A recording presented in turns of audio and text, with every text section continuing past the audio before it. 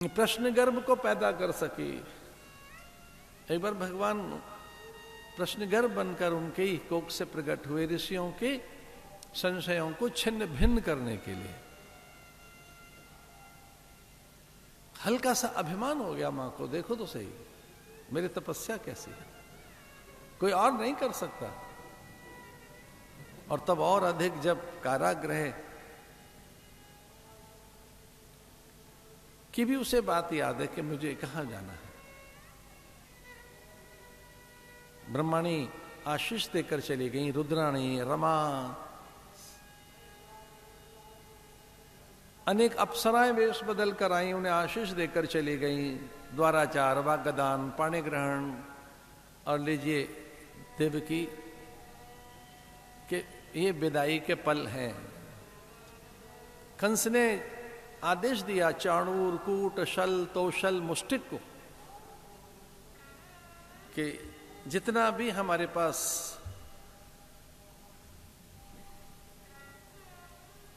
धन है सब दे दिया जाए, सारी मणियां, रत्न, वैदूर्य, पन्ने, पुखराज, मूंगे, माणिक्य, सब कोष खाली कर दो।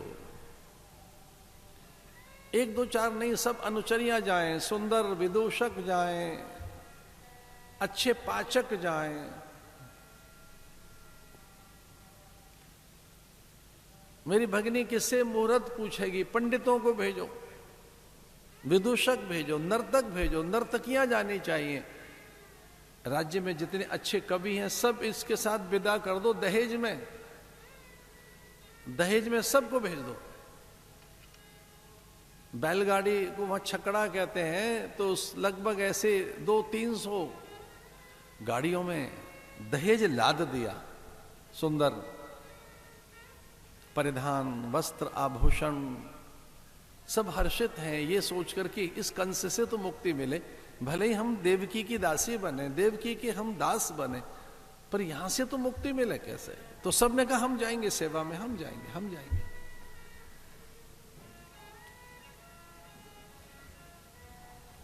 जो कूटनीति से भेद डालता था सब में, ऐसा कूट, शल, ऐसी बातें कहता था चुभन भरी, तोशल जो बड़े बड़े आश्वासन देता था, सबको संतुष्ट करने की बात कहता था, कुछ हाथ लगता नहीं था। मूषल जो भयभीत रखता था सबको, प्रजा को डरा के रखा जाए, प्रजा में भय रखा जाए, अधिक कर लिया जाए। इतना दुष्ट कि उसने अपने पिता को कारागृह में डाल दिया। पिता कारागृह में है, पिता की संपत्ति छीन ली, उन्हें अनेक कष्ट दिए, प्रजा बड़ी भयभीत। ऐसा कंस देवकी को विदा कर रहा है, वसुदेव के हाथों सौंप दी गई।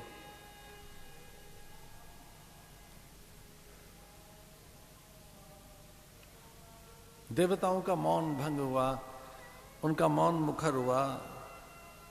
आकाशवाणी हुई, रे मूढ़ जड़, जिसे तू अपनी भगिनी कहता है वही तेरे काल की जननी है। जिससे अधिक स्नेह कर रहा है, जिसे तू अपना सब कुछ सौंप रहा है,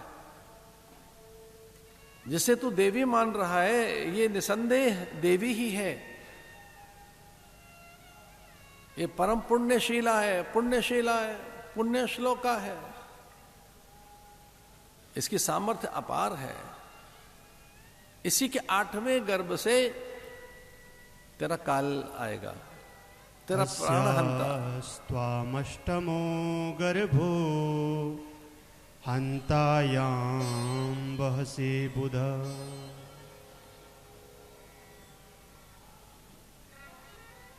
जिसे तू अपनी बहन कहता है वो तेरी काल की जननी है। इसी इसके 8वें गर्भ से इसका 8वां पुत्र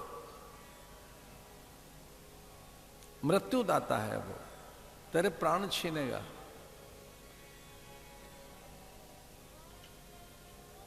तेरे अहंकार से भरे हुए मस्तक पर उसका मुष्टि प्रहार होगा। जैसे ही वो मुष्टि प्रहार करेगा तो रक्त वमन करेगा। इस तेरे अभिमान से भरी हुई छाती पर वो पद प्रहार करेगा। जब वो तुझे मुष्टि प्रहार करेगा, तेरे माथे का मुकुट गिर पड़ेगा और वो केश खींचते हुए यहीं तेरे दरबार में तुझे दंडित करेगा। इतना सुनना था, भयभीत हो गया कंस। और उसे विचार आया कि देवकी जीवित रहेगी तब पुत्र होगा, इसलिए मुझे इसके प्राण लेने चाहिए।